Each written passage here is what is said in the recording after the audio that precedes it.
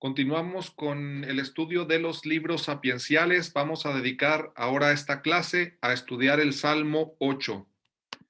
Lo haremos con la ayuda de las aportaciones de este estudioso de la Sagrada Escritura, Hans Joachim Kraus, que escribió esta obra, Los Salmos, Salmos del 1 al 59. Tiene un volumen 1 y un volumen 2. Él nació en 1918 y murió en el año 2000. Las aportaciones de este exegeta en el estudio de los salmos son muy importantes, destacamos algunas de ellas.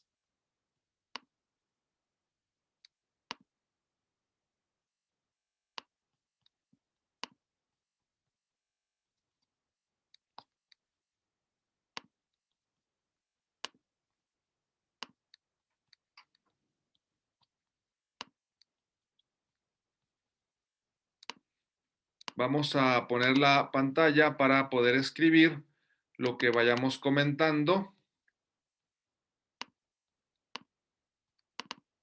¿Qué es lo que nos presenta este autor? En primer lugar, vamos a destacar del Salmo 8 la consideración o el tipo de salmo. En este caso, en los estudios bíblicos se llama forma. Es como se denomina a tratar de descubrir qué tipo de salmo tenemos, qué tipo de salmo tenemos. Y en este caso, la mayoría de los estudiosos está de acuerdo en que es un salmo de alabanza. Oscilan también en considerarlo un himno. Entonces, aquí puede ser también con características de alabanza o características de himno, sobre todo aparecen rasgos solemnes, destacando sobre todo la alabanza por lo que se experimenta en torno, en la creación, o también un himno en cuanto a un individuo entona o presenta su propia experiencia de lo que sucede en torno a su propia persona o a lo que percibe alrededor, como decíamos, la creación. También se afirma que, aunque es salmo de alabanza o un himno, tiene fuertes rasgos sapienciales. Es decir, hay, por ejemplo, una pregunta retórica. ¿Qué es una pregunta retórica? Significa una pregunta que se hace quien está proclamando el salmo. No se encuentra estrictamente una respuesta, pero dice así: al ver el cielo, obra de tus dedos, seguimos la traducción de la Biblia de América, la luna y las estrellas que has creado, ¿qué es el hombre para que te acuerdes de él? Aparece esto en el versículo 5. ¿Qué es el hombre para que te acuerdes de él? El ser humano para darle, el ser humano para que cuides de él.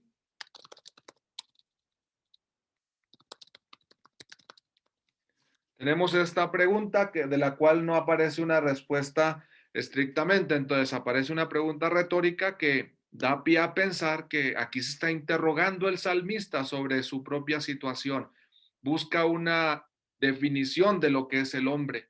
Más aún, se siente sorprendido de la categoría de lo que significa ser hombre para que Dios se acuerde de él, el ser humano para que cuide de él.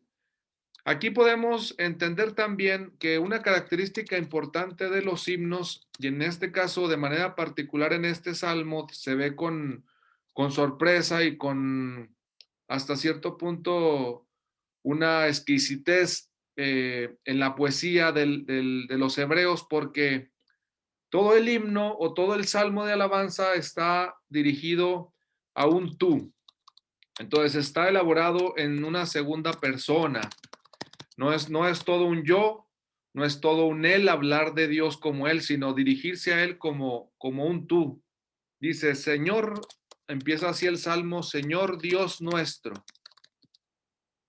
qué admirable es tu nombre en toda la tierra.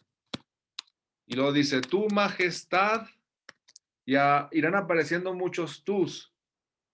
De la boca de los niños de pecho levantas, otro tú. Y lo dice, al ver el cielo, obra de tus dedos, la luna y las estrellas que has creado, ¿qué es el hombre para que te acuerdes? Un tú. El ser humano para que cuides, un tú. Lo hiciste, apenas inferior a un Dios. Es decir, todo el salmo está construido en la segunda persona, en un tú. Se va dialogando con Dios, se va hablando con Dios en segunda persona. Lo que tú haces, lo hiciste apenas inferior a un Dios, le diste poder, dice en el versículo 7, todo lo pusiste, también está en un tú. Todo esto es muy importante para valorar la elaboración de este salmo, la creación de este salmo 8. Rebaños y ganados, todos juntos, y aún las bestias salvajes, los pájaros del cielo, los peces del mar, y todo cuanto surca las sendas de los mares. Señor Dios nuestro, qué admirable es tu nombre en toda la tierra. Se descubre que el salmo termina de la misma manera que comenzó, también una característica importante a la hora de elaborar salmos de alabanza o hacerlos también en forma de himno. El Salmo 8 inicia y termina de la misma manera. Podríamos decir que hay una inclusión, Es decir, a manera de pinzas, el inicio y el final atraparían o colocarían el salmo, que no pudiera moverse. Y esta frase que inicia y culmina el salmo es: Señor Dios nuestro, qué admirable es tu nombre en toda la tierra. Y termina lo mismo en el versículo 10. Señor Dios nuestro, qué admirable es tu nombre en toda la tierra. Estos son algunos elementos que podemos mencionar en cuanto a la forma o el tipo de salmo. Ahora vamos a reducir esta letra para seguir escribiendo otro interés de Hans Joachim Kraus. Se pregunta más o menos cuál sería el Sitz im Leben de este salmo, es decir, en qué espacio se recitaría, en qué lugar, en qué fiesta, y entonces opina en una liturgia nocturna, probablemente es su opinión, una liturgia nocturna. Para esto podemos encontrar en la Sagrada Escritura unos textos. Basamos ahora la Biblia de nuestro pueblo, de Luis Alonso Chequel. Por ejemplo, tenemos el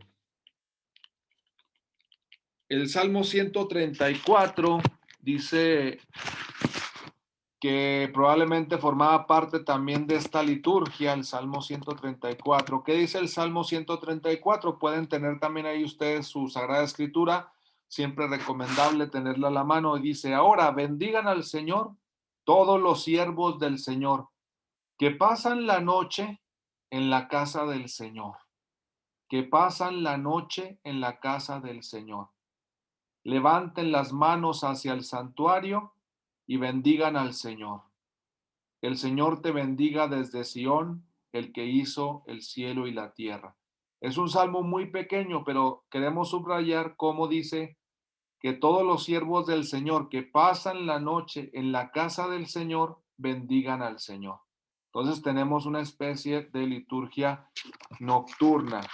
Hay otro texto que cita también este estudioso de la Sagrada Escritura, que se encuentra en el capítulo 30 del profeta Isaías.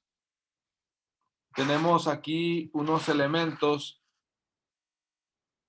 que pueden aludir también a un tipo de liturgia nocturna.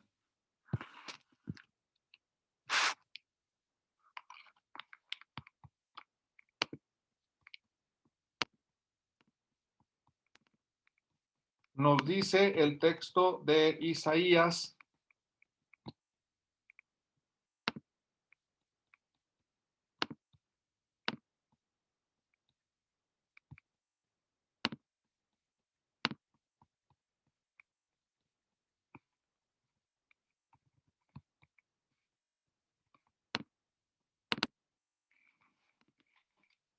lo siguiente, dice Isaías 30, capítulo 30, versículo 29.